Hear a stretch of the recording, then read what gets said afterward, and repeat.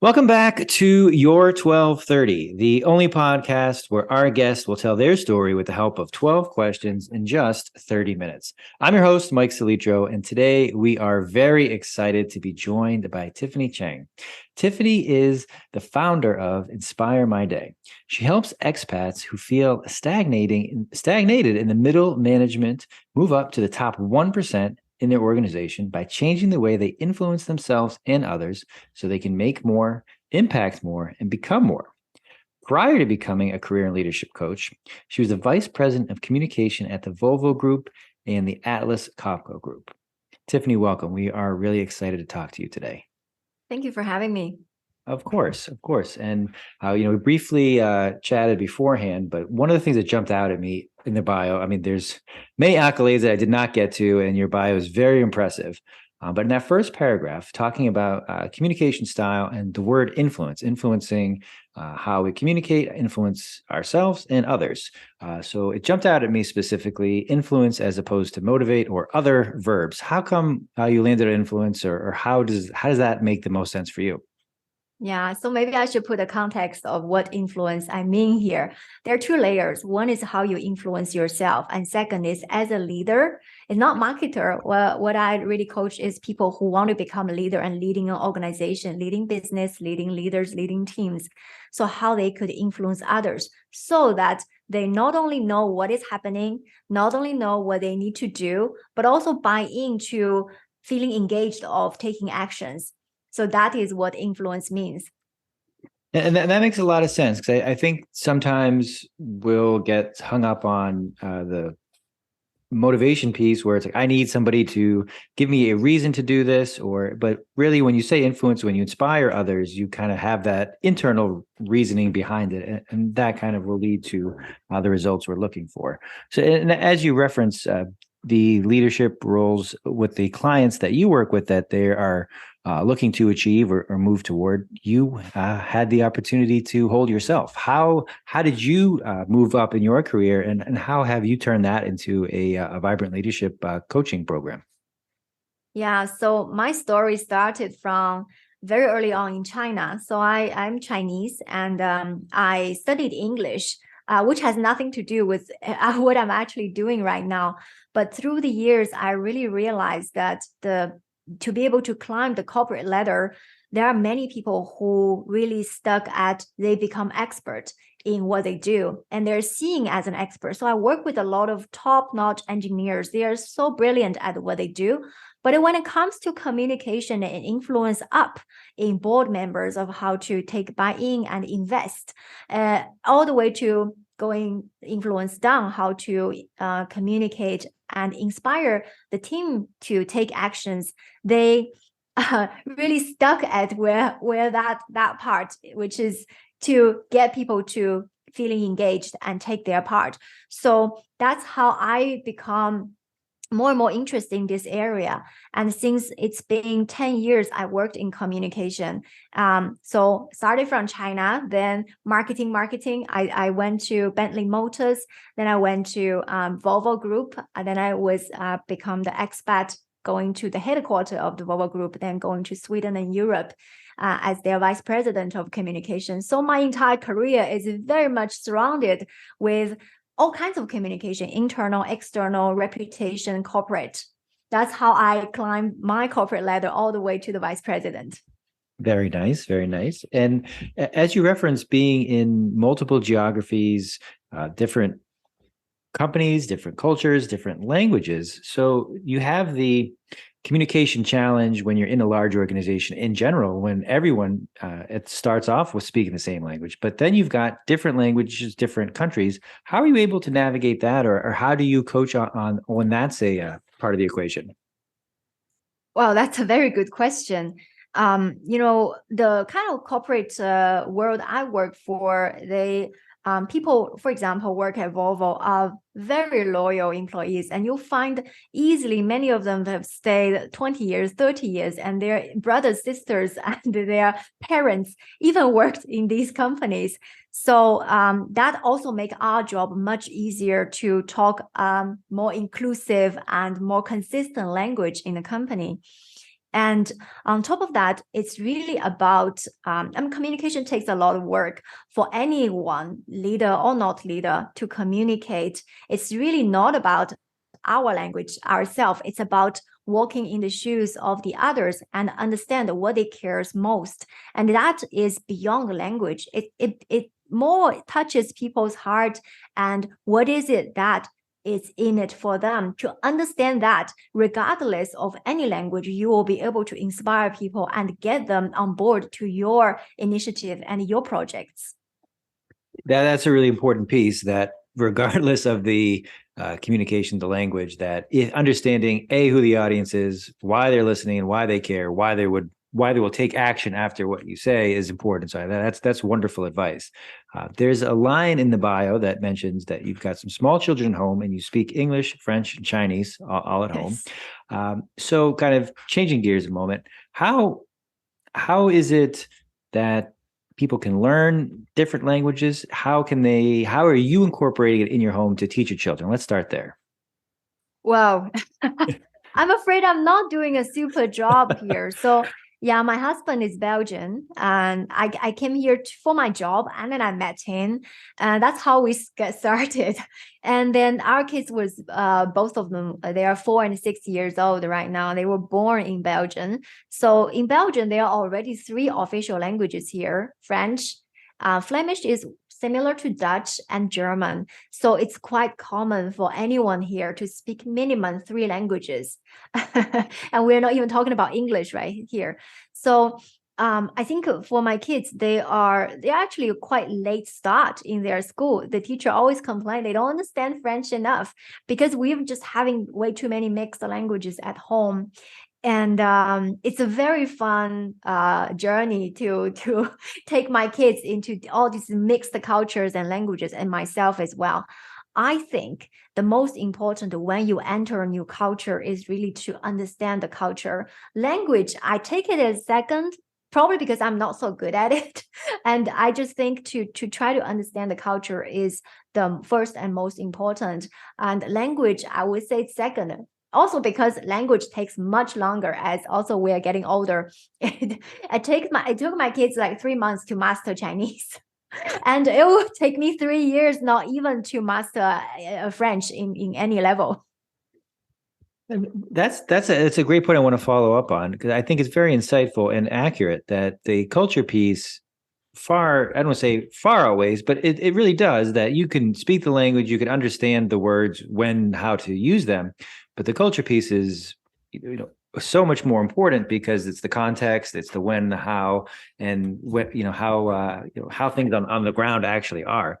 What's somebody who's lived in multiple areas? How can one learn the culture or get an idea of what they're about? Is they're traveling either, for a long-term vacation, for a job? What's a good way to do that, and how have you done that?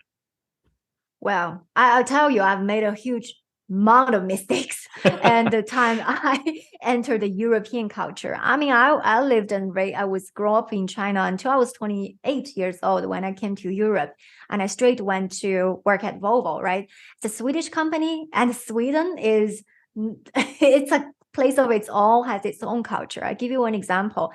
That is in the summertime, entire Sweden will be off for basically 6 to 8 weeks. Wow. And they don't work. The restaurants and the factories, it's all closed. And for someone who come from China, and I have a lot of colleagues from US, it's so hard to understand how come a company can close down for 6 weeks. And we don't even feel comfortable, as we have many expats from other side of the world, and we didn't really understand in the very beginning. We even label them as lazy. And but as I was living here for a very long time, we realized that living in Sweden, majority of the year, up to 6 months, you only have maybe 5 hours of sunlight, even some months even shorter. So that means you always live in the darkness, and it's normally very cold and humid. So people really have no chance to enjoy the sun. That means they go to school, grocery shopping, and all the things, they live in darkness. So that summertime, so during the summertime, Sweden gets like 15, 16 hours of sunlight. Even some places get like 20 hours of sunlight. They really want to maximize that time to be outside and doing all the things they were not able to do for the previous 10 months of their year. So that is just how important it is for them. They basically do everything a normal people would do in that 2 months window to enjoying life and enjoying the sun. So when you understand that perspective, you tend to understand that they also work more in other months, in that, even though that there are these 2 months that they don't work so much. So when you understand that perspective, you also have the empathy and understanding why things behind these decisions. And that's a great example to really illustrate that point very well, because as you point out, Americans, and you were kind enough to point out a mistake you made. I will take this on for all Americans. We just assume everybody speaks English or can communicate with us.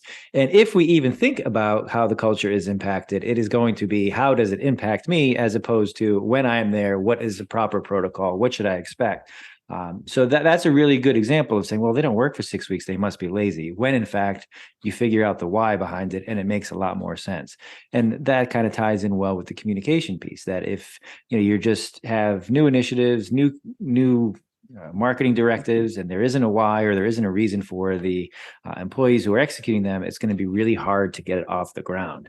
Having such a trajectory at Volvo and impressive companies, what would you say the key to your success in the corporate setting was, or how were you able to really get to that those top roles that many strive for, but usually don't reach?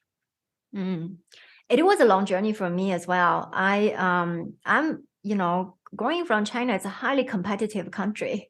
You just have to compete basically in everything, from little when we were in school to all the way to get jobs. And so I was highly competitive as well. And I always wanted to progress my career faster. So when it comes to the time when I was in the middle management, it was time to go to the top.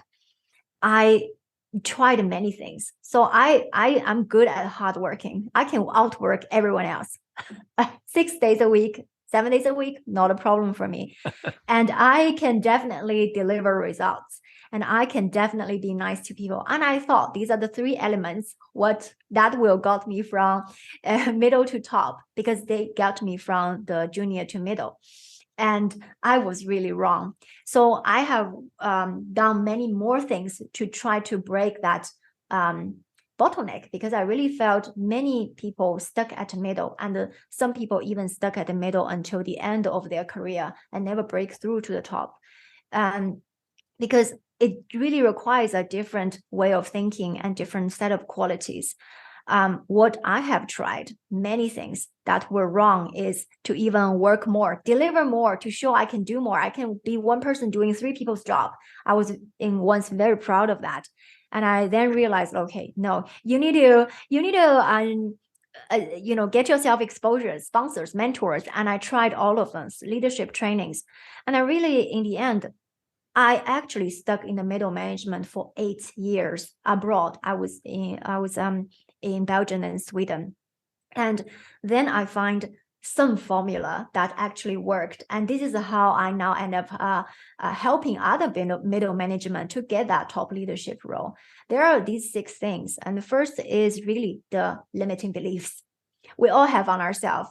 Yesterday was really funny. I was talking with a client and he was like, it's easy for you. You're a minority. You are a woman, you are Asian, and you are sought after. It's easier for you compared to me as a German because I'm a white, I'm a guy, and I'm German. So now the policies actually favor you. I was like, you are completely crazy saying that, because I had so many limiting beliefs on myself. For example, I don't speak Swedish. How can I be the head of communication in a Swedish company who doesn't speak Swedish, cannot read Swedish news?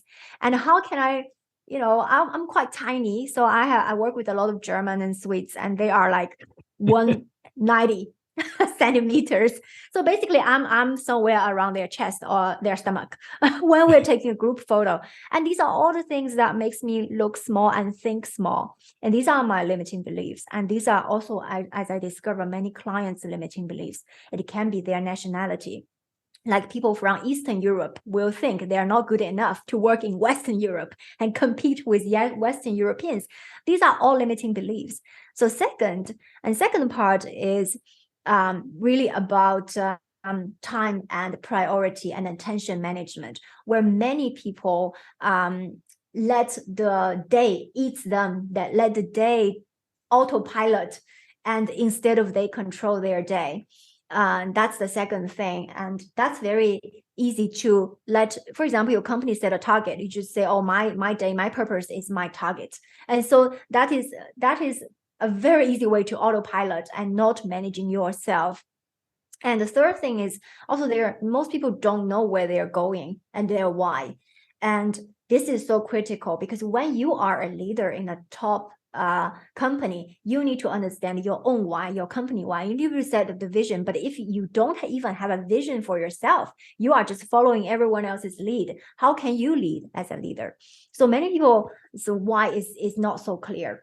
And the fourth element is that when they are delivering their own story of why they should be the top leader, they're not able to deliver the why that has everything in it with the stakeholder in their story. So they make it all about themselves.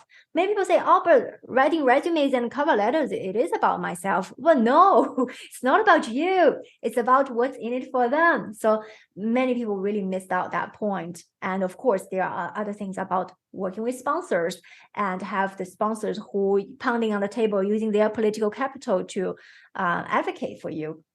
But why should they? And what is your story that they can tell to others? And so these are the 5 mistakes. And the 6th mistake is when it comes to salary negotiation, many people also make it too personal. They make it about, oh, you undervalue me. And so you got so much emotion in this salary negotiation, which is another mistake many people would make when they go on all the way to the top. There are so many things that I want to follow up on there. I'm taking notes over here to make sure I ask at least 50% of the things. Those 6 points are excellent. And as you finish up with taking the salary too personal, I'm getting goosebumps. But many times I have gone wrong in my career doing that. So thank you for including that and helping others to hopefully avoid that situation. But I will start off the comment, the thinking that the hard work, more results, that's the way to go. Generally, that's not going to work out well because that'll get you to, well, if they can do this, they can probably do a little bit more as opposed to pushing them ahead. So that's, I too am faulty of, or at fault thinking, well, if I just work harder, I just have better results and I must get ahead. And that, as you point out, not the reason why. I want to take one follow-up though. You mentioned being very competitive because that was how you were raised. I was just wondering what having that kind of childhood, that kind of development where competition around everything has turned out positively for you. What other, what kind of setting was that like? Was everything truly competitive, or how are you able to turn that into a positive? Because sometimes when everything is a competition, it can unfortunately devolve into a negative. So how are you able to turn that competitive atmosphere into a positive outcome? Yeah. Wow. It started as just want to survive. in a place like China, my first job, I was competing with 7,000 students in the classroom, many classrooms for 7 jobs. That was how we get hired in the first place. And that was just to survive, because in a place like China, there's not so much on social benefits, etc., to cover you if you are not able to support yourself. So in the beginning, this competitiveness comes from, I just want to survive in this society. And I have to tell you, I suffered a lot later on with this mentality when you come to Europe, which you don't see such a aggressiveness in the way people work and approach job and approach success. And that also sometimes make me seem to be too impatient, if we put it nicely.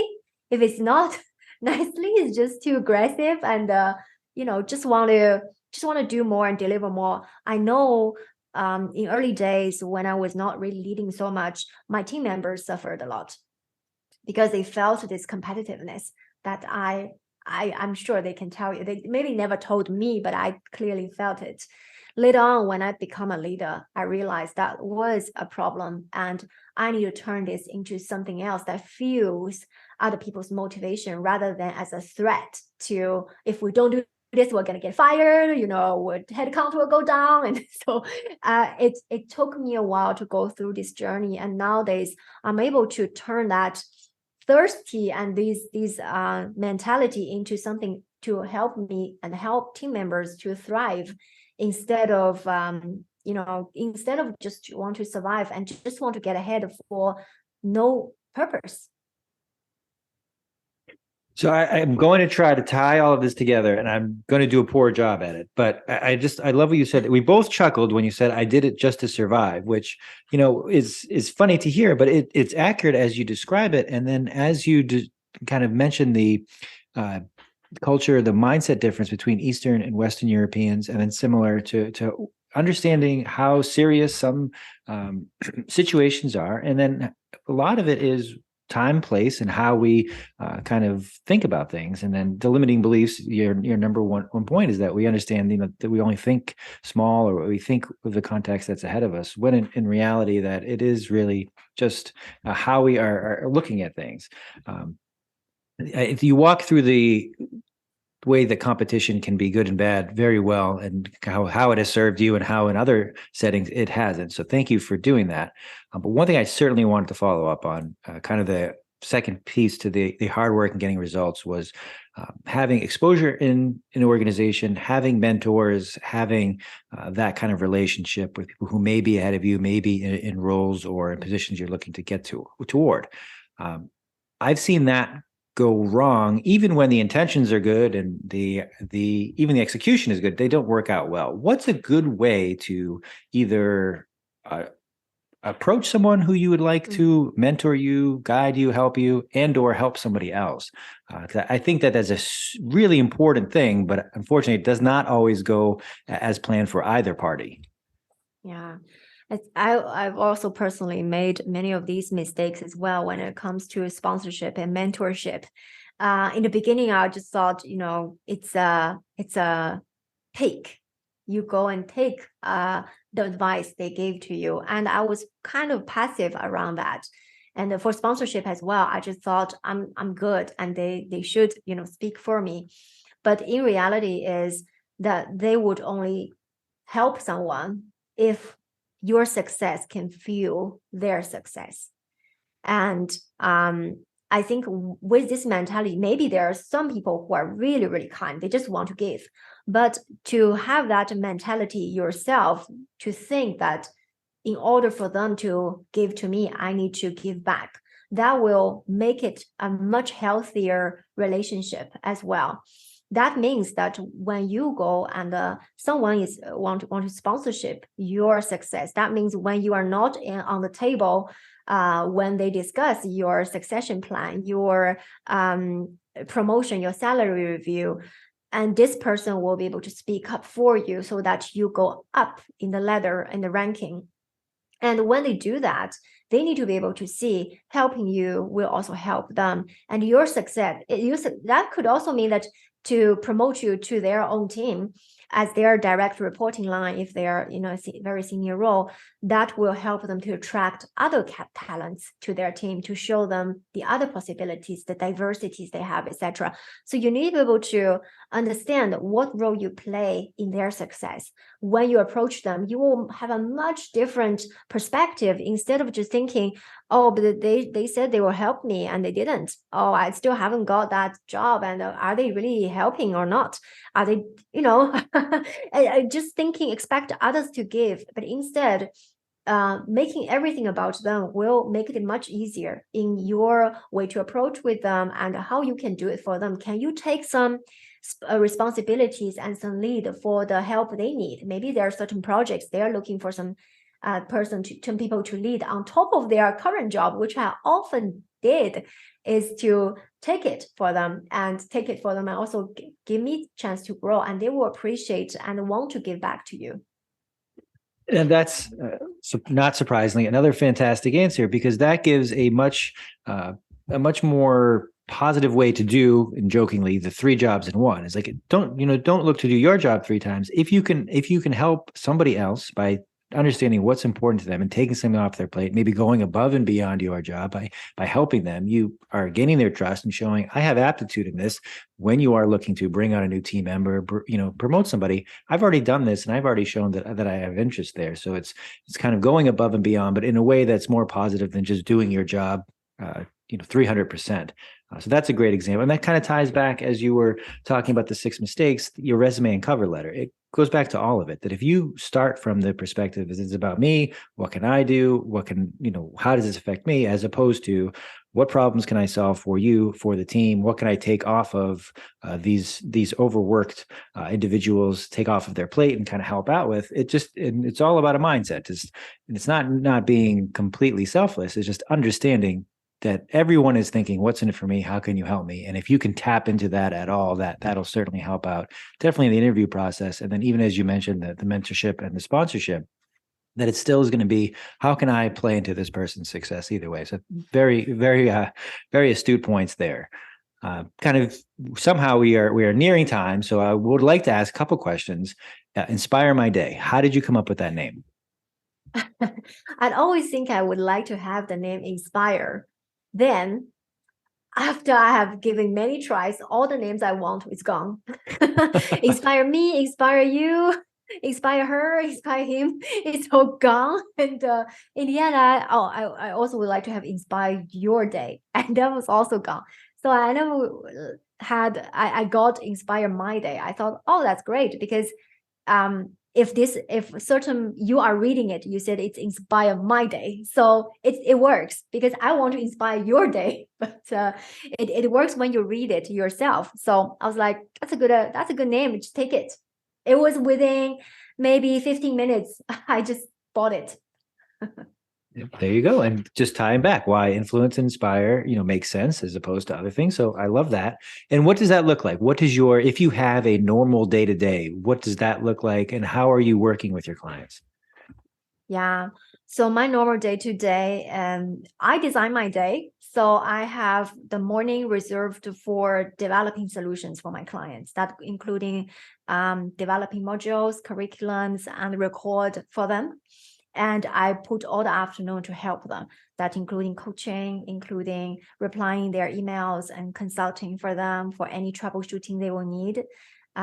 So basically, my days are divided by these 2. Of course, I have the third part, which is self-growth. That is to listen to different podcasts like yours and audiobooks. That's the part where I grow myself. So my day is developed, it is divided by these 3 sections.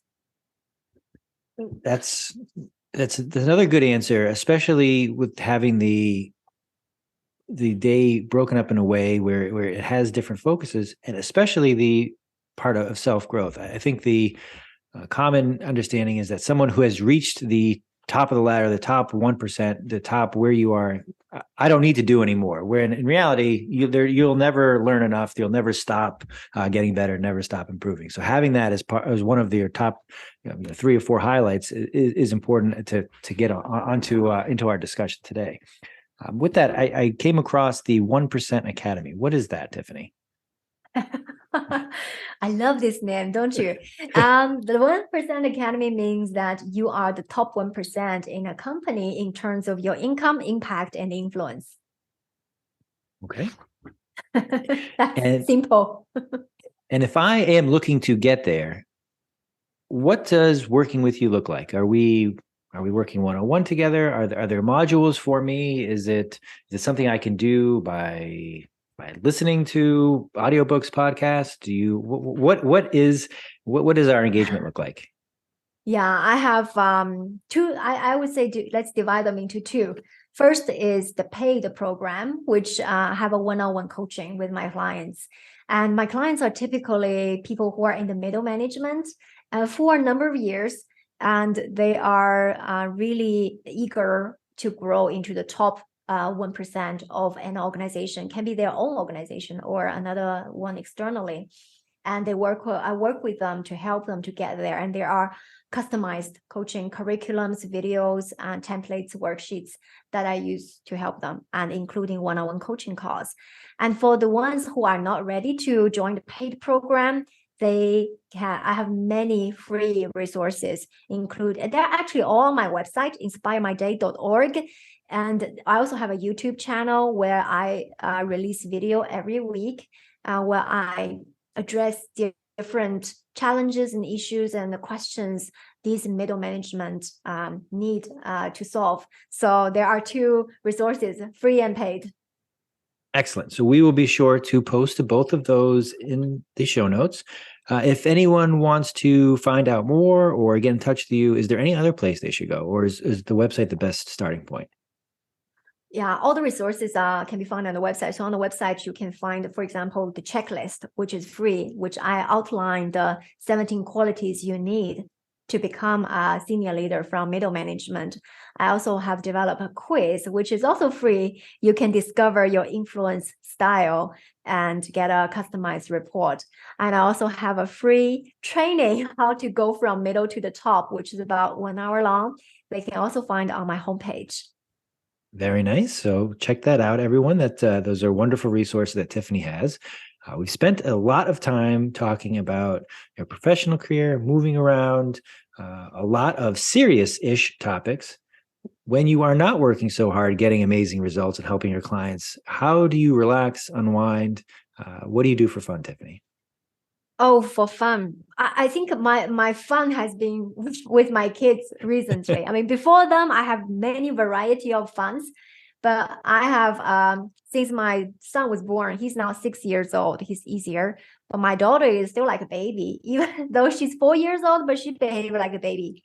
So I spend a lot of time with them, and they are not typical Chinese, very nice, well-behaved kids.